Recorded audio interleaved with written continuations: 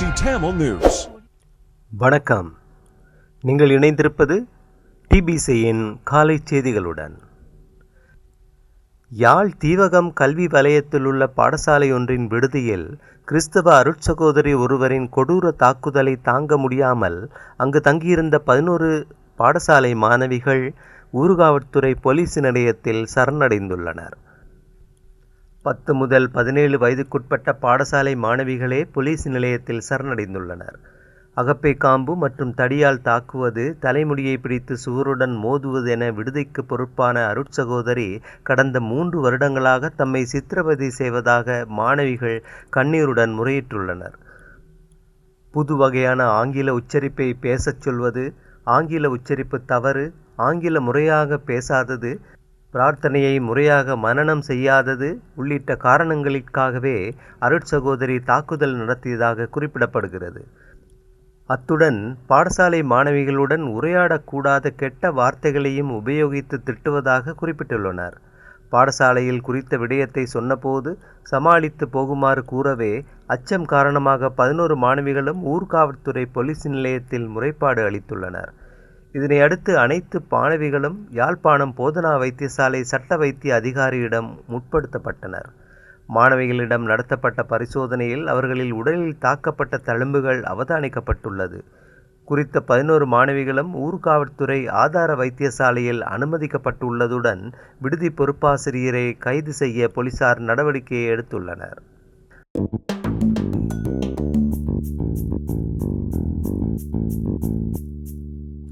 தேர்தல்கள் ஒத்திவைக்கப்பட்டால் பாரிய மக்கள் போராட்டம் வெடிக்கும் என்று இலங்கை தமிழரசு கட்சியின் யாழ் மாவட்ட பாராளுமன்ற உறுப்பினர் ஜனாதிபதி சட்டத்தரணி M.A. சுமந்திரன் எச்சரிக்கை விடுத்துள்ளார்.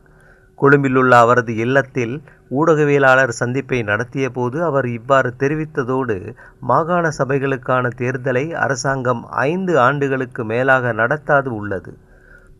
உள்ளூராட்சி மன்றங்களுக்கான தேர்தலை நடத்துவதற்கு நிதி இல்லை என்று பொய்கூறி காலம் தாழ்த்தி உள்ளது.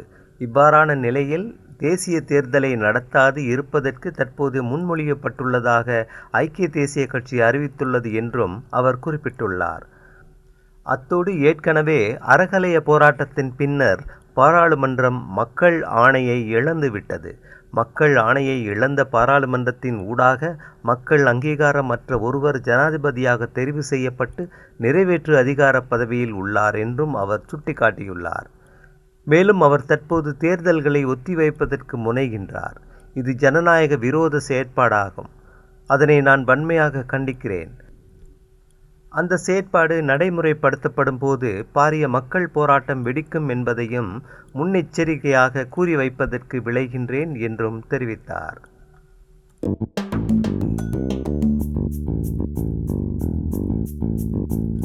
பாராளுமன்றம், ஜனாதிபதி ஆகிய 2 தேர்தல்களையும் 2 வருடங்களுக்கு ஒத்திவைப்பதை வரவேற்பதாக CV விக்னேஸ்வரன் தெரிவித்துள்ளார். ஜனாதிபதி மற்றும் பாராளுமன்ற தேர்தல் ஆகியவற்றை 2 வருடங்களுக்கு ஒத்திவைக்கும் யோசனை முன்வைக்கப்பட்டுள்ளதாக ஐக்கிய தேசிய கட்சி அறிவித்துள்ளமை தொடர்பில் கருத்து வெளியிடுகையிலேயே அவர் இவ்வாறு தெரிவித்தார். அத்தோடு தேர்தல்களை 2 வருடங்களுக்கு ஒத்திவைக்கும் தீர்மானத்தினை நான் வரவேற்கிறேன். ஏனெனில் நாடு தற்போது பொருளாதார நெருக்கடியிலிருந்து மீண்டு வருகிறது. அவ்வாறானதொரு நிலையில் புதியதொரு ஆட்சியாளர் வருகை தந்து பதவியில் இருந்து அவர் இதனை தொடர்வது கடினமானது. ஆகவே தற்போதுள்ள ஜனாதிபதியே நாட்டின் முழுமையான ஸ்திரத்தன்மை வரையில் பதவியில் இருப்பது பொருத்தமானது. ஆகவே அதுவரை காலமும் தேர்தல் நடத்தப்படாதிருப்பதில் பிரச்சனை இல்லை. அந்த தேர்தல் நடத்தப்படாதிருப்பதை சர்வஜன வாக்கெடுப்பின் ஊடாக அல்லது பாராளுமன்றத்தில் காணப்படுகின்ற பெரும்பான்மை பலத்தின் ஊடாக செய்ய போகிறார்களா என்பதை பொறுத்திருந்து தான் பார்க்க வேண்டும் என்றும் CV விக்னேஸ்வரன் மேலும் தெரிவித்தார்.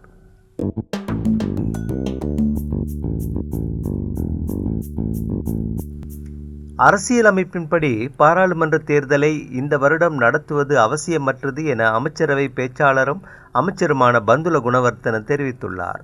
அரசாங்க தகவல் திணைக்களத்தில் இடம்பெற்ற செய்தியாளர் சந்திப்பொன்றில் கருத்து வெளியிடும் போதே அவர் இதனை குறிப்பிட்டுள்ளார். இந்த வருடத்தில் பாராளுமன்ற தேர்தல் ஒன்று நடத்தப்பட மாட்டாது என அவர் சுட்டிக்காட்டியுள்ளார். இதேவேளை அரசியலமைப்பின் பிரகாரம் ஜனாதிபதி தேர்தல் நடத்தப்படும் என்று அமைச்சர் பந்துல உறுதிபட தெரிவித்துள்ளார்.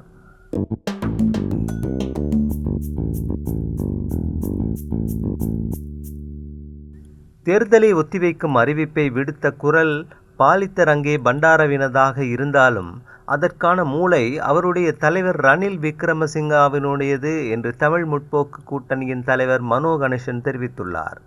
தேர்தல்களை ஒத்திவைக்கும் அறிவிப்பின் மூலம் ரணில் விக்ரமசிங்க தோல்வி அடைந்து விட்டேன் என்பதை ஏற்றுக்கொள்கின்றாரா என்றும் அவர் கேள்வி எழுப்பியுள்ளார்.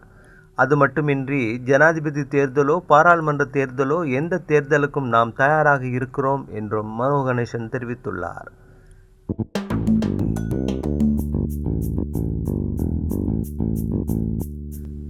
தேர்தல் ஒத்திவைக்கப்படுவதை ஆதரிக்கும் அரசியல் கட்சியாக பொதுஜன பெரமுன இருக்காது என்று பகிரங்க அறிவிப்பு விடுக்கப்பட்டுள்ளது. அக்கட்சியின் தேசிய அமைப்பாளரும் அம்பாந்தோட்டை மாவட்ட பாராளுமன்ற உறுப்பினருமான நாமல் ராஜபக்ஷ தெரிவிக்கையில், தேர்தலை பிற்போடுவது ஜனநாயகத்துக்கு உகந்தது அல்ல.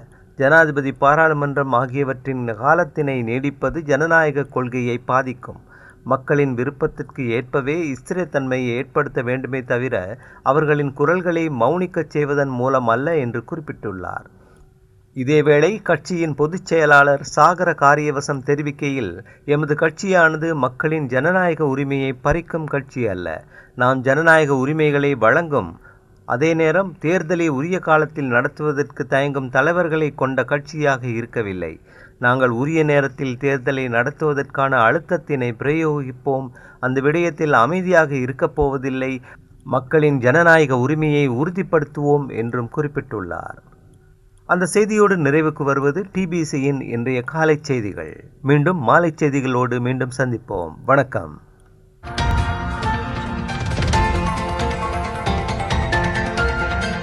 TBC Tamil News.